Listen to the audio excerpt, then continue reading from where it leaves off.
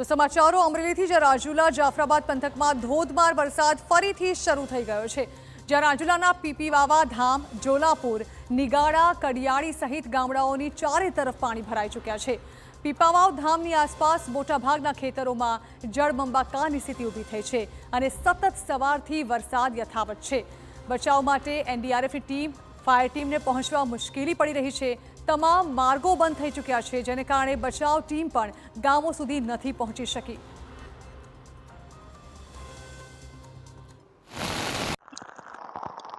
Rajula Jafrabad Pipav coastal belt ઉપર ફરીવાર ધોધમાર વરસાદ છે તે મુશળધાર વરસાદ શરૂ થયો છે। આપણે દ્રશ્યો બતાવી રહ્યા ભાવનગર સોમનાથ નેશનલ હાઈવે છે કે જ્યાં કોસ્ટલ ઝોન વિસ્તાર છે કે જ્યાં ધોધમાર વરસાદ છે તે પડી રહ્યો છે। જે રીતે મુશળધાર વરસાદ છે આપણે દ્રશ્યો બતાવી બીજા પણ પીપાવ ધામના ગ્રામીણ વિસ્તાર ત્યાં પણ જળબંબાકારની સ્થિતિનું નિર્માણ થયું છે। જે પ્રકારે અલગ અલગ જે રીતે ધોધમાર વરસાદ છે તે પડી રહ્યો છે, જેના કારણે નીચાણવાળા લોકોની વધી શકે છે, કેમ કે સતત અવિરતપણે વરસાદ છે તે વધી રહ્યો છે। સાંજ પડી તેમ છતાં વરસાદ વધી રહ્યો છે, જેના કારણે નીચાણવાળા દરિયાકાંઠાના જે ગામડાઓ છે તેમની ચોક્કસથી મુશ્કેલી છે તે વધી શકે છે। જોકે એનડીઆરએફની ટીમને પણ બોલાવવામાં આવી છે, પરંતુ આ વિસ્તારમાં વરસાદ એટલો બધો હોવાના કારણે મોટાભાગના માર્ગો બંધ હોવાના કારણે મુશ્કેલી છે તે સર્જાઈ શકે છે, કેમ કે બચાવ ટીમ છે તે આ વિસ્તારમાં પહોંચવામાં ખૂબ મુશ્કેલી છે તેમને સર્જાઈ રહી છે।